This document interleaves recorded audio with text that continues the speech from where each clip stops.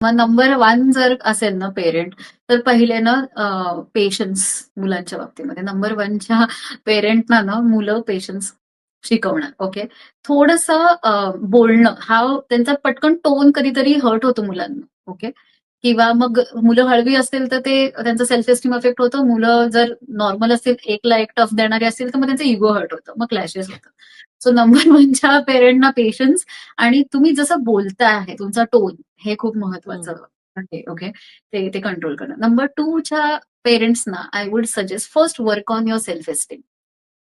Okay. कारण का तुम्ही हं.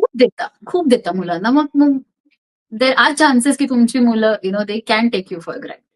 ओके. राइट. नंबर 2च्या पेरेंट्सना सांगेन की एक हेल्दी बाउंडरीज ड्रॉ करा. हं. मुलांबरोबर, की मी एवढं देऊ शकते, एवढं नाही देऊ शकत. ते तसं आहे.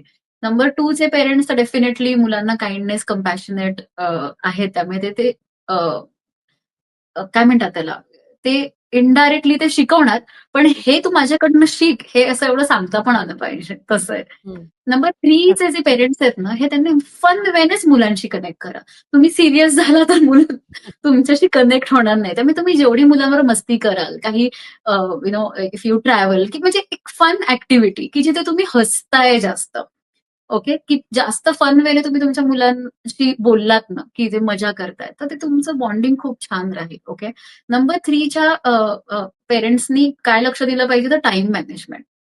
इज समथिंग हं. That they must learn. Okay. मग it could be every day हे how to being organise everything त्यांच्यासाठी चॅलेंज हं. असेल, की मुलांचं स्वतःचं टाईम टेबल करण्यामध्ये त्यांना चॅलेंज येतं. आता ते तर मुलांचं पण करायचंय. सो ते हां. एक आहे. 4 नंबरच्या पेरेंट्सना आय वुड ॲडवाइज की थोडं बी फ्लेक्सिबल की अबाउट युअर चिल्ड्रन. तुमचे बिलीफ, हं. तुमचे विचार, थोडंसं फ्लेक्सिबिलिटी पाहिजे. आणि अनदर थिंग इज दॅट की 4 नंबरचे पेरेंट्स तर प्रॅक्टिकली खूप करतात मुलांसाठी, नो डाऊट. पण हं. इमोशनल कनेक्शन मिसिंग असतं. मग ते थोडंसं त्यांनी प्रॅक्टिकली तुम्ही करालच, पण ते इग्नोर नाही करायला पाहिजे. ते एक जस्ट अ टिप.